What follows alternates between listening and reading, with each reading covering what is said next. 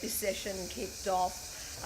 Welcome everyone. This is the session on managing and preserving soil health, the key to a climate smart agriculture industry.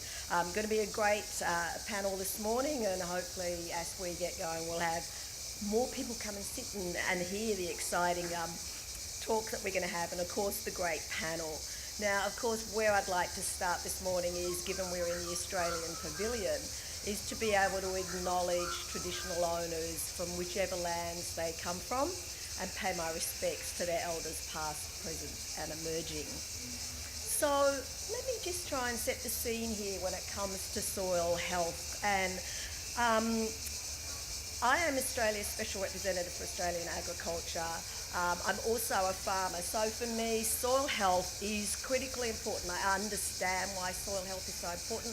I understand why it's critical to be able to meet the challenges of climate. But let me give you some perspective about Australia. Australia is a country that's a continent. It goes across 5 different climatic zones. It has a vast range of different soils. It has a vast range of different production systems. And we have some of the oldest soils in the world. And so it's been critical for farmers in Australia to be able to understand soil, to be able to think about how to improve soil, because we know if we don't look after our land, it won't be there for the next generation. So soil health is something that we have been absolutely focused on, as have the Indigenous peoples of our lands. In Australia, because we've been so focused on soil health, we have actually developed the National Soil Strategy, and we have a National Soil Action Plan. And this really does make sure that there is a clear commitment to soil health that is embedded. It is actually world leading, this soil strategy, and I understand Canada has actually looked at introducing a soil strategy for Canada that has been, drawn heavily on what we've done in Australia. But we've done a lot around soil, such as making sure that we have practices, no or low till cropping. We do a lot around carbon storage and capture. In fact, in Australia, our agricultural sector has the real opportunity to be carbon neutral.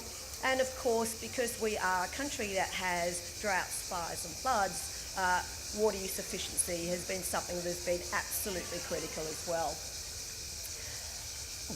That jump. We also are looking at carbon credits, and we've got a carbon credit market system. So we've got carbon credits that we can actually use as either inputs or insets or offsets. We also have now introduced what's called a Nature Repair Act.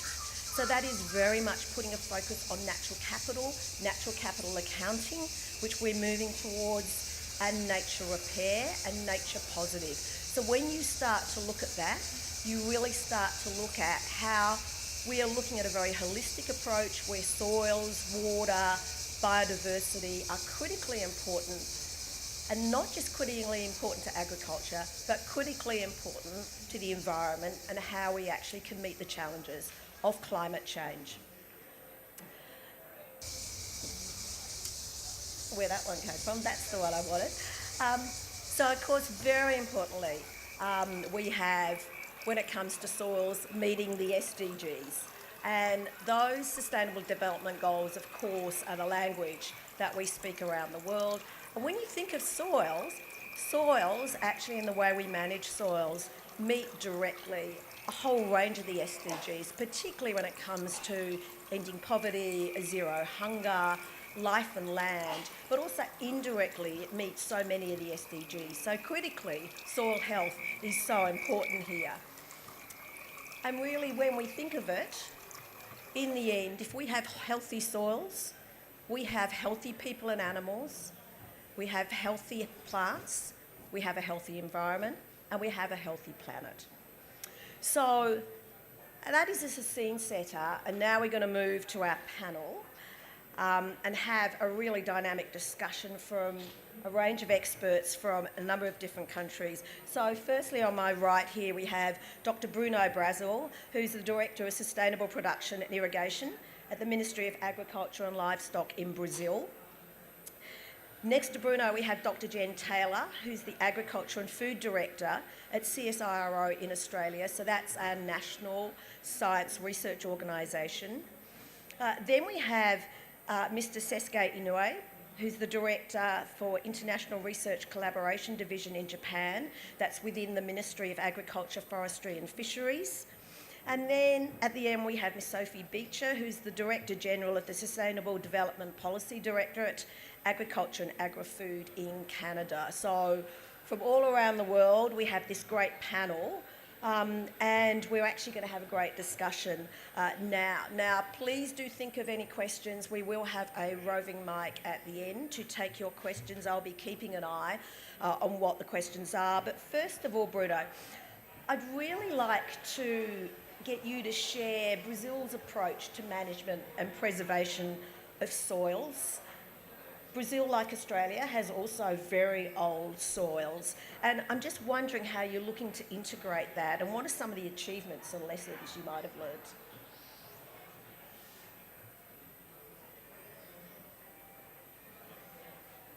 Switch on? Oh, It's on. I got it. Thanks, Sue. Good morning, colleagues. Pleasure to be here. And what a great way to start the day from agriculture and food systems by talking about soil health.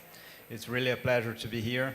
And regarding the question, Sue, actually dealing with land use and soil health and preservation has always been the focus of our climate agenda in Brazil. Actually, the main sectors emitting greenhouse gases in Brazil are land use and land use chain, and also agriculture. So dealing with better management and conservation of soils is the core of our sectorial policies.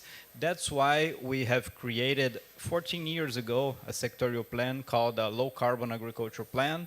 This sectorial plan is dedicated to the promotion of the adoption of sustainable practices and technologies that can also enhance soil and water management and protection, while reducing the pressure for deforestation.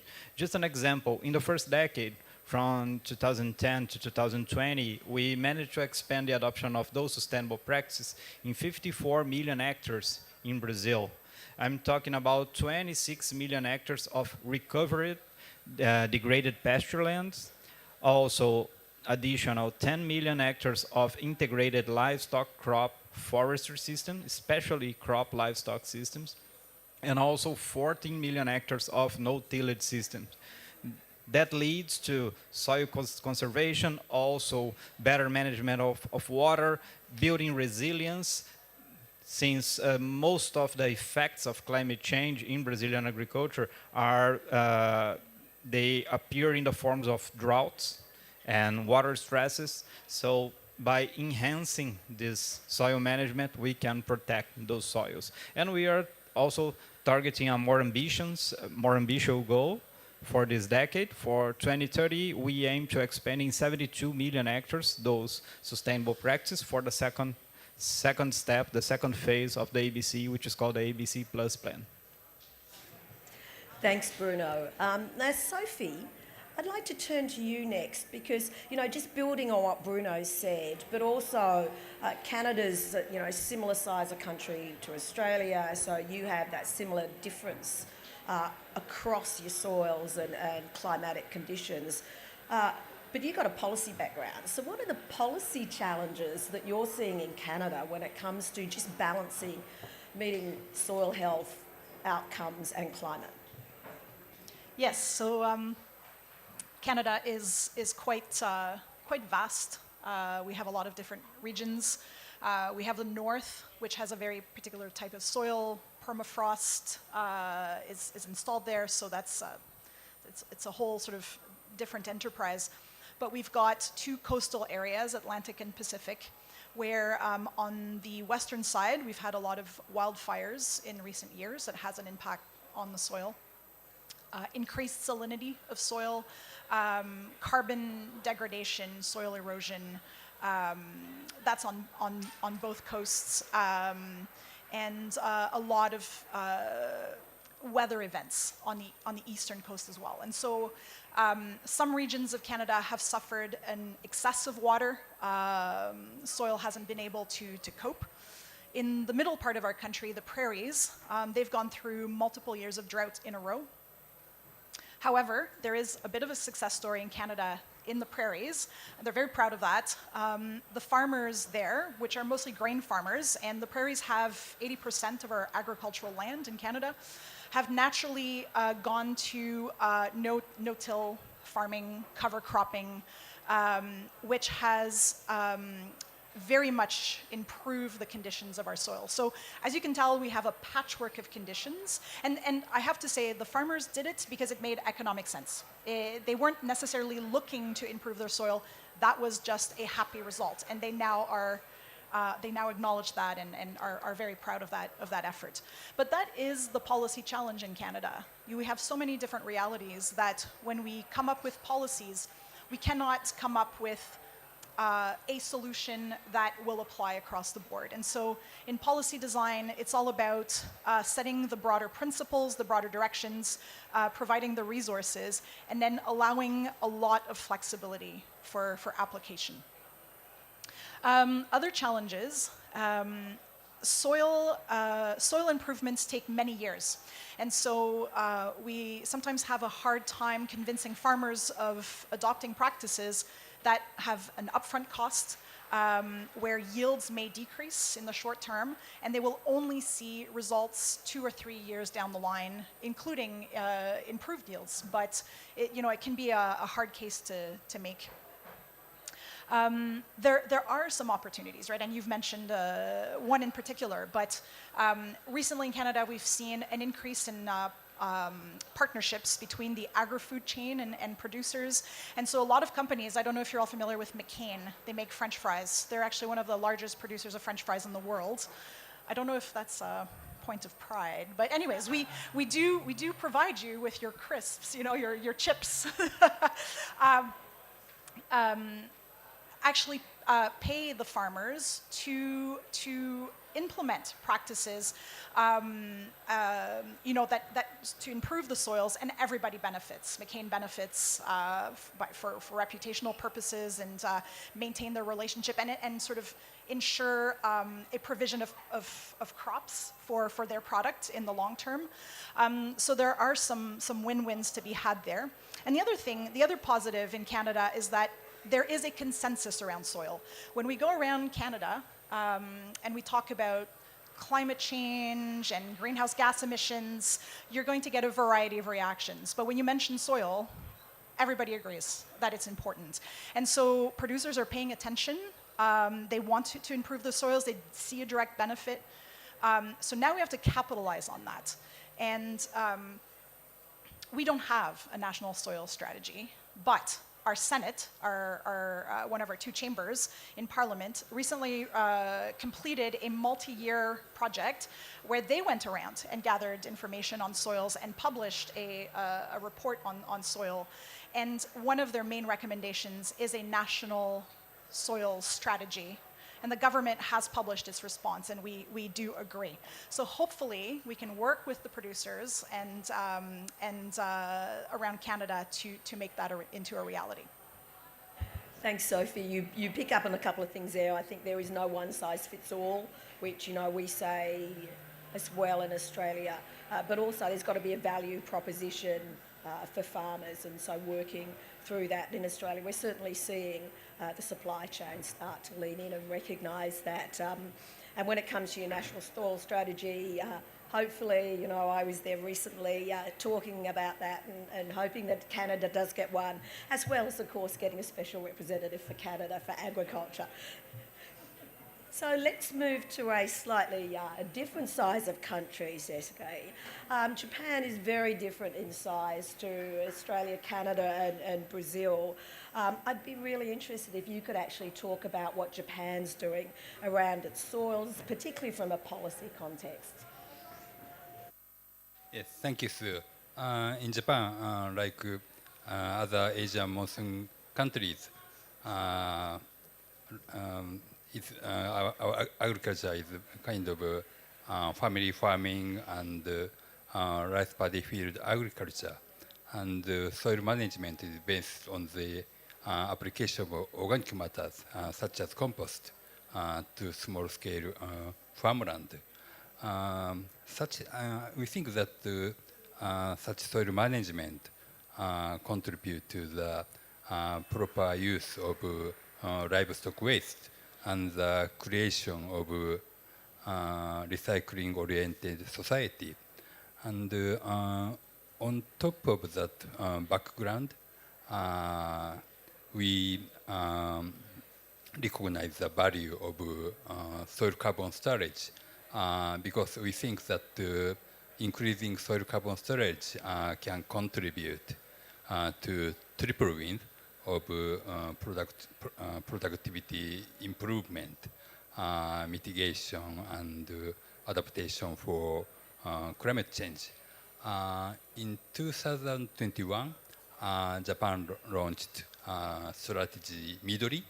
Midori means green, and the strategy is not limited only to soil, but based on the strategy, we promote proper soil management and 50% or more reduction of chemical fertilizers and pesticides. And we also promote biochar application through our so-called J-credit scheme, which is our domestic carbon credit system. To summarize, we have a very long history of soil management, and we recognize the value of soil carbon storage. And we have a national strategy which can contribute to proper soil management. Thank you. Thank you, Sesuke. And certainly, you know, I think where you've picked up there, being able to focus on how you help farmers understand their chemical use, what it means for their soil, actually has better impacts on the long-term health of the soil. Jen, I want to turn to you now, and I talked a bit initially at my opening about what we're doing in Australia. It'd be good if you could actually expand on Australia's work, and excuse me, this is what happens when you're somewhere like COP and you talk a lot, around our national soil strategy, and maybe even touch on some of the sectoral plans. Yeah, thanks, Sue. As you mentioned, you know, Australia has some of the oldest and most nutrient-poor soils in the world, and what that has meant, I guess, is that I think our agricultural industry, as Sophie mentioned, has always valued soil, and some of our farming practices, I would argue, are some of the best in the world to really take care of this resource and make it as most efficient as possible. So the National Soil Strategy, I think, has really taken that to the next level and empowered, I guess, us as a nation to sort of get programs in place to better inform that, to continue to improve how we use the soil, and for a range of measures, including, I guess, towards climate change and thinking about how soil can be used to manage carbon capture and greenhouse gas emissions and things like that. So it's a fantastic 20-year vision, I think, that is being used really practically to set priorities across the industry, but also into science and innovation where I sit. So the National Soil and Action Plan, I guess, is something that has four main pillars to it, and part of that is really improving using sort of technology such as Earth observation and how we can harmonise data and AI to really inform how we understand our soils, how we use them to best effect. So where the nutrient pools sit and how stable is the carbon that sits in them. So sitting within the National Soil Action Plan is something that has just a year old, is the National Soil Monitoring Program. And that's something that's been pulling together over more than 3,000 sites in Australia, pulling together quite detailed and calibrated data around our soil properties. And that's publicly available data for all of our industries to use and sort of model in space and time, you know, the performance attributes of that soil, to develop new methods, I guess, in terms of how we understand soil organic carbon and how stable that is in various systems and how it performs, and how that interplays with the nutrient pools that we have so in the soil. And that's really important in Australia because, as you mentioned, the diversity of soils that we have and our land use across that. So that National Soil Monitoring Platform sits on essentially something that a National Soil Information System, or ANSYS, which has been around for many years now and gives us a really rich data framework. And it's often with these large complex data sets, modelling a large complex biophysical system, what's really key is how the data is integrated and works together to provide really accessible, understandable public information. And I think we found that really key under the National Soil Strategy to do that. Yeah. Thanks, Jen. And look, I'm going to stick with you because I think you've picked up on some of the ag tech, the innovation, how the technology is actually moving in terms of monitoring. But I'd like you to talk about Indigenous practices, and I mentioned that at the start, but I think what we're finding is it's not about everything's got to be new. It's about actually saying our Indigenous peoples have actually looked after the soil and the land for millions of years. And so would you like to just talk about what we're doing in Australia around being able to harness some of that? Yeah, thanks. It's a really interesting area, I find. So it's understanding, I guess, cultural practices across, as you say, our continent and understanding how that works. So that this ranges from understanding things like cultural burning, I guess, in terms of how moisture is kept in the soil, because bushfires are a real challenge for that. It's also understanding catchment management and understanding, how various catchments are utilised and what the impacts of that are. I mean, it's fascinating in Australia that they have a very rich oral history, and talking to some of them, they talk about movements of catchments that we've not seen and have but the more we learn about our catchment areas and how soil has moved through that space, it lines up with their oral history, which is fascinating. So we get a much longer history than the few hundreds of years that we've been able to record these things on paper, and understanding how the biodiversity in Australia exists the way it does is one thing. The other area that we're working a lot actually is into the Pacific. And there's a whole range of diversity of soils as well. But in particular, for example, we're working into Tonga and understanding how, salt inundation or through climate events affects the soil there, and how those soils can recover from these shocks, these climate shocks that are now becoming more frequent, and understanding when and how they can again return that to production. So working with these cultural systems is actually really valuable, not also for our learning, but also to understand how to build resilience into these systems. Yeah.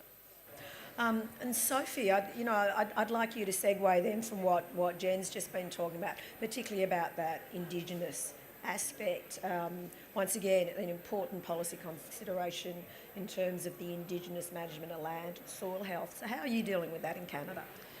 Yeah, so first and foremost, at the Department of Agriculture, we've had a sort of a more recent development, if I can say, in sort of coming up with, we have a division that works in the science branch of our department, and it's all about Indigenous science, and it's the acknowledgement that it constitutes in and of itself a knowledge system where Indigenous communities know a lot about plants and water and animal behaviors just through observation and generations of experience. And so they work really closely with our scientists, who of course use a more Western style of science, and together they are stronger. So that's an interesting project, and it's alive and well. And so, as applied to soils, we utilize a second concept that we've developed in agriculture, which is the living labs concept, where scientists from the department, but it can also be from outside the department, make a working farm their laboratory for a certain number of years, and establish a baseline, introduce practices, and then measure and assess the benefits. And we have a couple of living lab projects that are done in partnership with indigenous farms specifically, or projects, and one of which I'll mention. It's actually in Quebec. It's a partnership with the Wabanaki Nation to restore sweetgrass on the land. A plant that has disappeared over time because of land use issues. And so it's a win-win. So the indigenous community sees sweetgrass being reintroduced into the ecosystem. It has a profound cultural significance for them. They utilize it for all sorts of things. But the scientists are also measuring its impact on biodiversity, carbon sequestration, so all of the benefits for soil richness. And so everybody sort of gets something quite precious out of it. So that's just one example, but...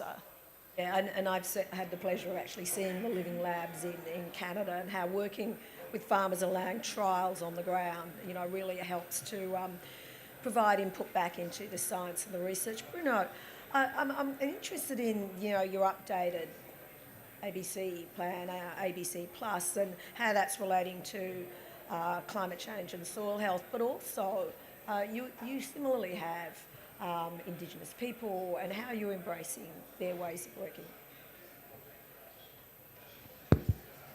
That's a very good question, Sue, actually, because Brazil actually has the largest number of indigenous people and traditional communities worldwide, and this social diversity has always been part of our culture. And now with this new administration, we have President Lula entering his third mandate last year, and representation is key for us to really enhance our policy designs and see from the perspective of this diversity that we have socially. For example, we not only have a ministry dedicated to agriculture and livestock that I'm representing here, but we also have a ministry for indigenous people and traditional communities, and we also have a ministry for agrarian development. So we have to build our policies not only thinking about our sectors, but also dialoguing with the other ministries in order to make a more comprehensive approach. I'll give you an example of what we are discussing right now in Brazil. Brazil, last week, we have announced our updated NDC for 2035, and I invite you all to read the document, because not only the goal for 2035, but there is a comprehensive description of our national domestic strategy and also the sectorial strategy to implement the actions, our climate action in different sectors. And you are going to see a lot of mentions for climate justice and the protection of the most vulnerable. We are already experiencing the effects of climate change, and of course that hits harder on those most vulnerable communities. So addressing the specific requirements from the perspective of indigenous people is key. That's why we have 16 specific sectorial adaptation plans. One of them just for indigenous people and traditional communities. Another one just for family farmers and smallholders. Another one for agriculture and livestock. Another one for food security. Another one for water security. And that's all not only designed by each specific ministry, but also in an intense dialogue across those ministries. And that's how we are building an even more enhanced approach so we can cope with all this diversity and not leaving no one behind in our climate action. Thank you, Bruno. I think that, that demonstrates how important it is for different portfolios in government to actually work together rather than, butt up against each other, which sometimes we see. Sesuke, how does this work in Japan? Do you have the same challenge with different departments looking at different parts of agriculture? And where does soil health sit, and how do you ensure that when it comes to climate smart agriculture, you actually get the right policy settings?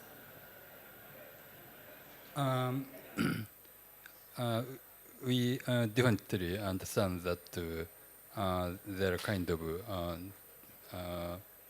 different needs for soil or environmental policies.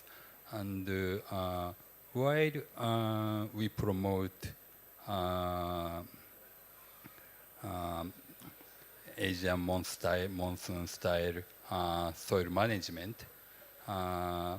we also encourage kind of soil management according to local conditions. For example, fertilizer use standards determined at prefecture level. So yes, we also consider such diversity across regions. And do you do anything to work with farmers to help inform the policy? Actually, I think that kind of specialist of soil plays a very big role in each region to instruct farmers the best practices of soil management in each region. I mean, I think it's particularly important as a farmer myself. I always bang on about co-design and how you can't just have the policy people and the scientists in the room designing policy without thinking about how it works in practice. Sophie, you talked about living labs. So I'd just like you to expand a bit more on how in Canada you might actually get the farmer voice. And then Bruno, I want to come to you also on a similar question. So in relation to how you get the farmer voice into policy development. Oh, absolutely. I mean, the Department of Agriculture has a long-standing relationship with stakeholders and farmers around Canada. We have very strong regional offices with outreach. We're in a constant dialogue with them, essentially, and the Living Labs is a perfect example of a model that realizes that you can't do proper research without having the farmers at the center of it. And it has multiple benefits. Not only are the farmers learning and experimenting on their own farm, but the main purpose is to have other farmers in the region or the area take note and be invited to the Living Lab and sort of gather around and seeing how it's working on, you know, their neighbor's farm and how it could potentially apply to them. And beyond that, we have farmers visit Living Labs from all over Canada just to get an idea of how to do things, maybe not the same practices because of the geographical differences, but and then Living Labs can even be expanded internationally. We now collaborate with the United States on a couple of Living Lab-like projects, especially since we're geographically close. But France has the Living Lab concept as well, so we've been partnering with them, and we hope that it's a concept that will make it around the world one day, because it is the closest form of work between science, policy, and farmers. I want to come back to that point about international collaboration for all of you. But Bruno, you were talking about, you know, all the different sectoral plans you have and how government works closely together. How do you get the farmer voice into it then? How do you make sure that it's going to work in practice and it's right for the farmer? I believe, as Sophie has mentioned, in her experience in Brazil, we also always engage farmers, associations, cooperatives, and the representatives from the sector. For example, when we were discussing our new NDC, they were invited to join, and we have presented them the premises, the modeling, and all the work that we were doing together with the Ministry of Environment and the Ministry of Science and Technology. We collected their comments, their questions, their inputs, and we built that together. When we are designing, for example, the second phase of the ABC plan, the ABC Plus plan, there is a set of technologies that we choose because they are, of course, not only sustainable, but they are profitable for the producers. That's something that Sophie has mentioned as well. We are targeting a private sector. If you are offering an incentive or any policy to be implemented there, it must fit into their business model. You have to follow that rationale, otherwise you won't scale that up.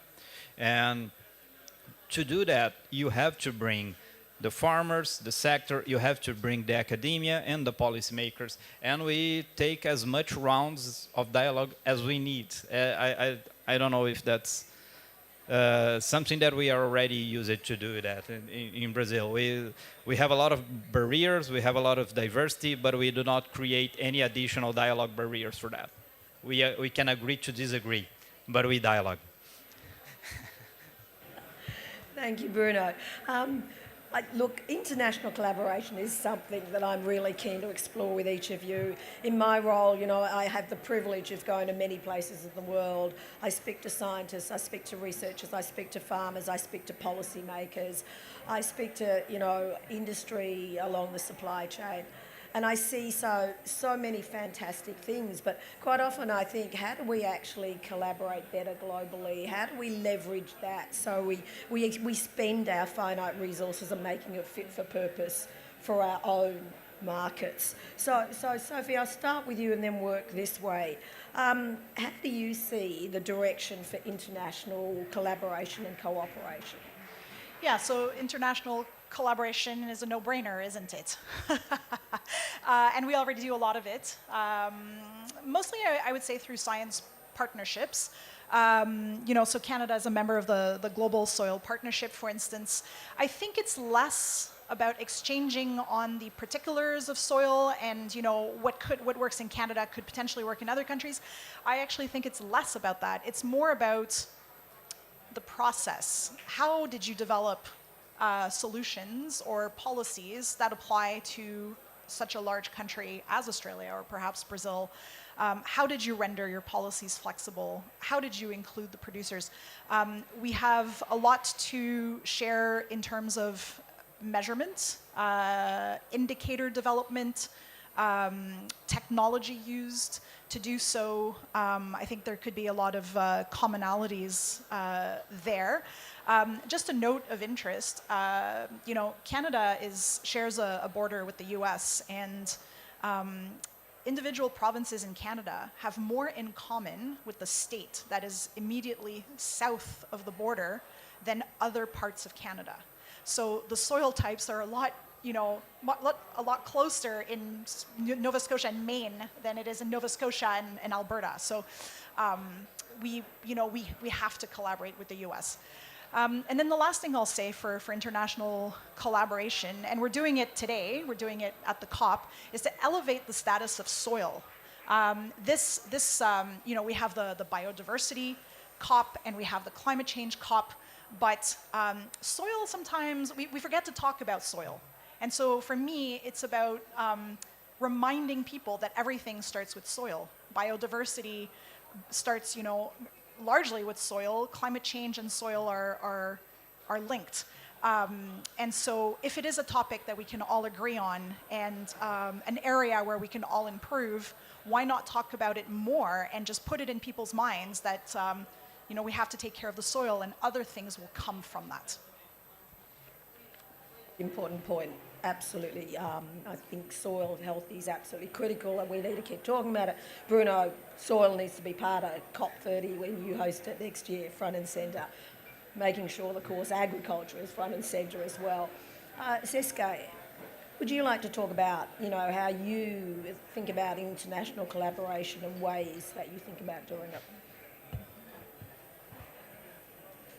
I'd like to introduce Japan's activities on the international front.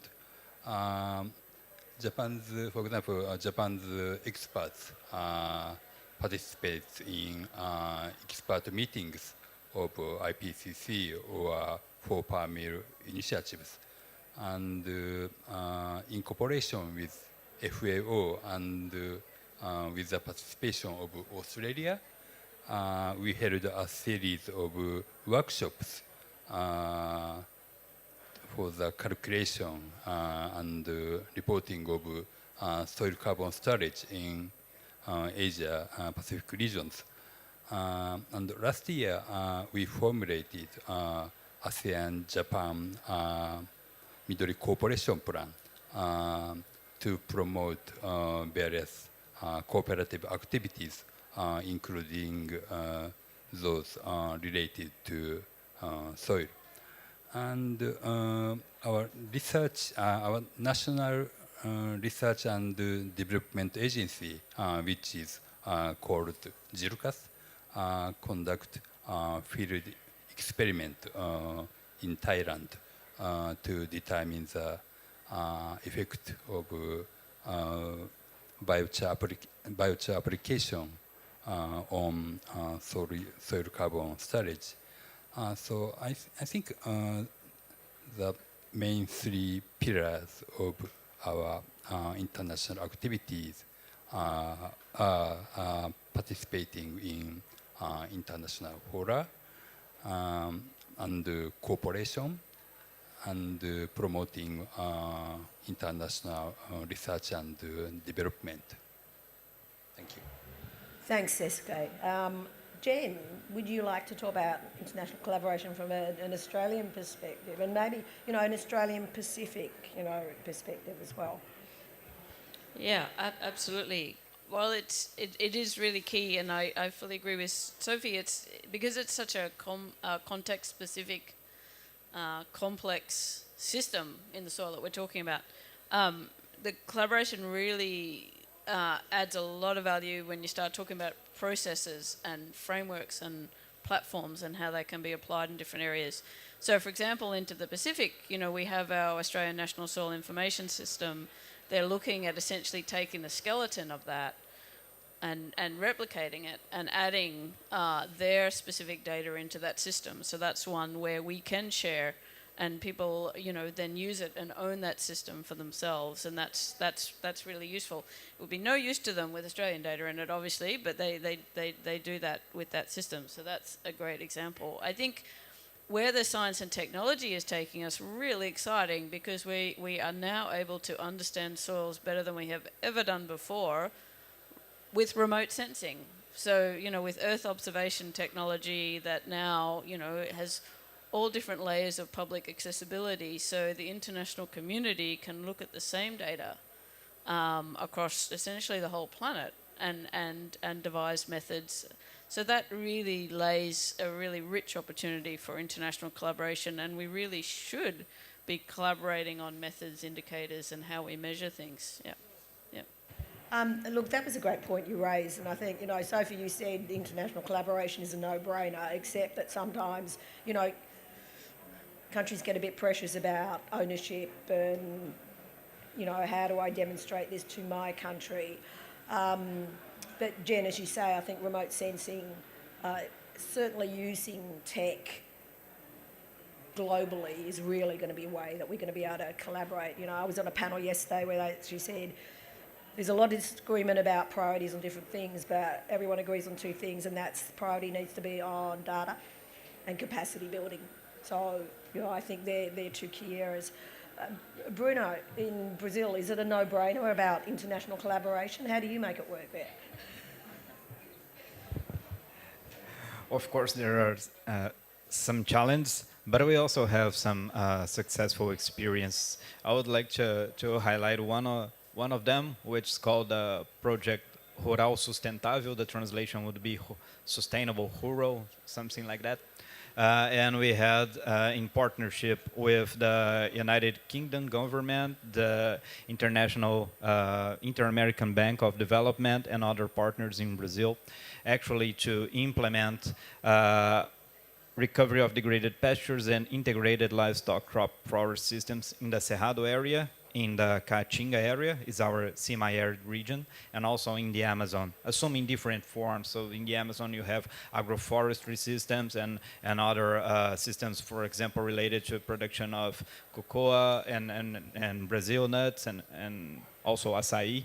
but you have other different forms. And that has led to really significant results, including capacity building and creation of a professional master's course dedicated to low carbon agriculture. So to form technicians and professionals of rural extension services for the future to really promote this novel sustainable practice.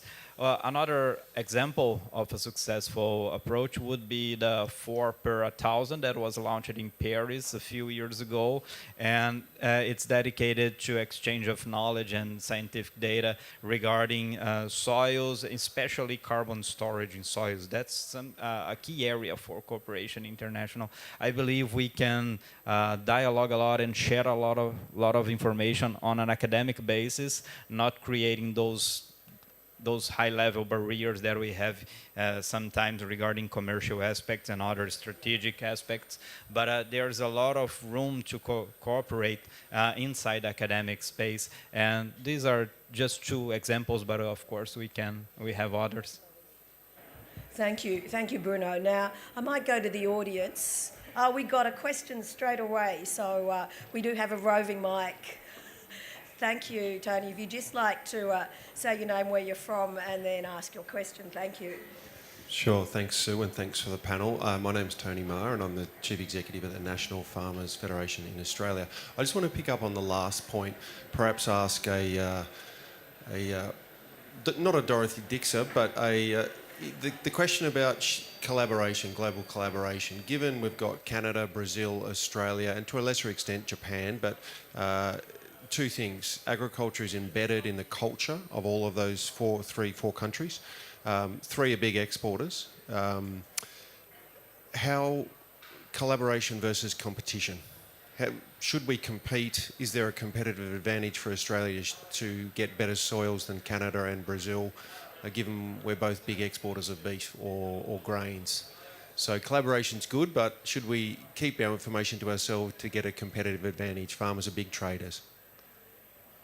Let's start with the hard questions first. All right, now I am going to go to each of you. Who would like to start, though? Bruno, I'll go first. Gives the others time to think. Sorry, Sophie, it's just that I have to go to another panel in 5 minutes. So that's a great question. Yeah. Finding that space that we can really cooperate and share this data and knowledge, that's key for us to find where there's no competition. I believe carbon storage in soils and several other types of data regarding land degradation and aspects of soil health could be shared in a public basis, in an academic basis. There is a lot that we can do and not perhaps individualize for each farms. The data is being collected, but working on an aggregated approach. That would be something to work with Australia, Canada, and of course other countries as well, I believe. Sophie. Yes. So trade is a complicated thing, and it's not straightforward. We're not. Of course, we're all in competition with each other, but you take Canada, U.S. for instance. We export a lot of grain to the US, and they export a lot of grain to us. Go figure, it's the same grain, but there is that back and forth, They produce biofuel with our grain, and we purchase the biofuel. So there's a lot of circularity, I think, in trade patterns. But beyond that, I think the collaboration is supremely important on the environmental front. I think we all win if we sort of collaborate on the science to improve our soils and help our producers capitalize financially on their environmental performance. We've got sort of like increasing markets for products produced from a grain standpoint.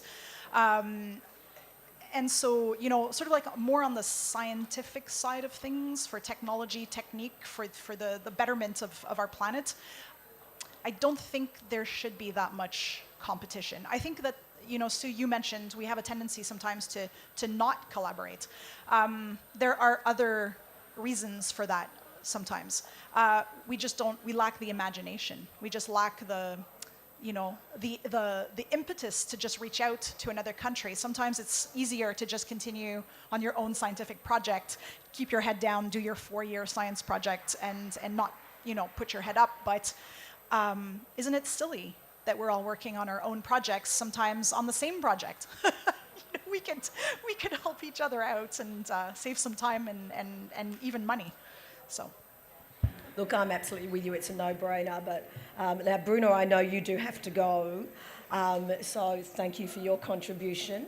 I'll let you slip off. Or do you want to make a final comment before you go? Okay. Thank you, Bruno. Siske or Jen, when it comes to international collaboration and when it comes to the competition question that Tony asked about, do either of you have comments?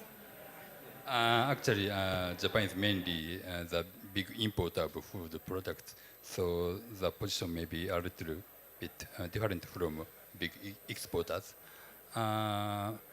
Actually, my task at the Ministry of Agriculture is to coordinate international research with our national research and development agency. And of course, from strategic purposes, there are some cases that their research, the result of their research is kind of put to patent or like intellectual property right. But the basic concept of GIRCAS is that what they have developed is public good for all over for the world. So yeah, I think this is a basic concept of our research institute. Yeah, I think it's a great question. So as Australia's National Science Agency, we are unashamedly, we exist to serve Australian industry. It's written in our Act. As a science agency, it's our job to sort of make sure that Australian industry thrives. But part of that is also making sure that Australia has access to the best science in the world, not just in Australia. So part of our job is actually collaborating internationally to understand the science that's happening internationally, and if it has value, bring it back to Australia and implement it. And in doing that, we invariably find in complex systems that there always has to be adaptation done to your system. So yeah, and so it's about having the capability to do that, which is international capability, and it's also not duplicating, going as fast as we can in this space, right? So yeah. Certainly, Tony. I think I was going to pick up on that. Taking licence as the facilitator, that particularly when it comes to science and getting the evidence, getting that consistent base and collaborating globally is really, really important. And the competitive advantage can come from then making that fit for purpose for your own country. And that allows you then, around your branding and how you then can compete in terms of trade and market access. We have another question here. Hi, I'm Matthew Warnkin, Managing Director of AgriProve. Question for the panel is, what gets you excited in terms of new technologies, new innovations that are coming down the pipeline to dramatically increase and accelerate soil health or improvements in soil health?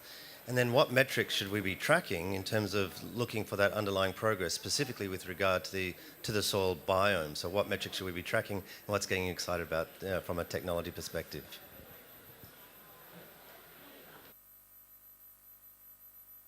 Oh, this could be dangerous. Thanks for the question. I've got a list of 10 things through my head right now, but let's go quite bold. So I guess there's been a lot of progress in understanding the biological complexity of soil. Soil science is almost as old as agriculture, but I think what we've seen in the last 10 years is that how we now understand how the micronutrients interact with living things in the soil, like the microbiomes, is just gone ahead leaps and bounds in the last 10, 15 years. And it is destroying some old assumptions that we've had.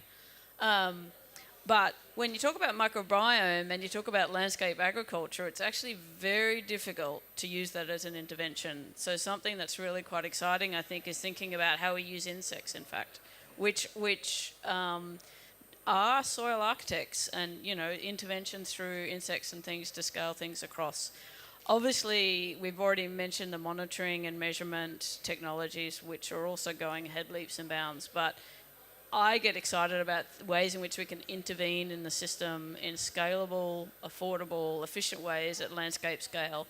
And so we are understanding more and more about how crops do that and pastures do that, and designing those genetics to do that in a way that they are soil architects, but also using things like insects are really, really super exciting as well. I'm a big fan of mixed farming systems, so understanding how we can use livestock as a real, environmental steward, I think that's really exciting, and there's a lot of great evidence coming through for that, I guess, in some of our Great Barrier Reef catchments as well. So these mixed systems, sort of multi-species systems, I think are really exciting.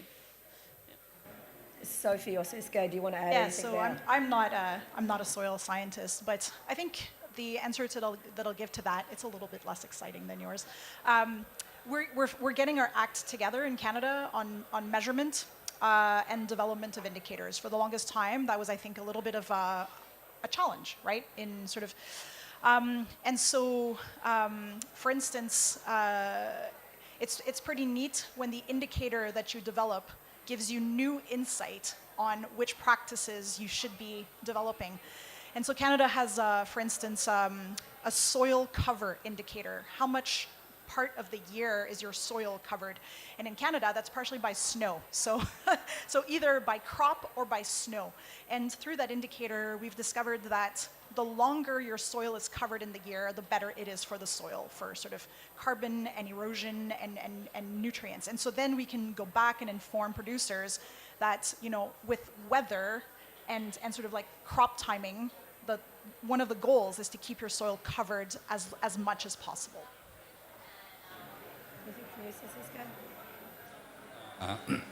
Actually, I'm not an expert of science about soil, but I think that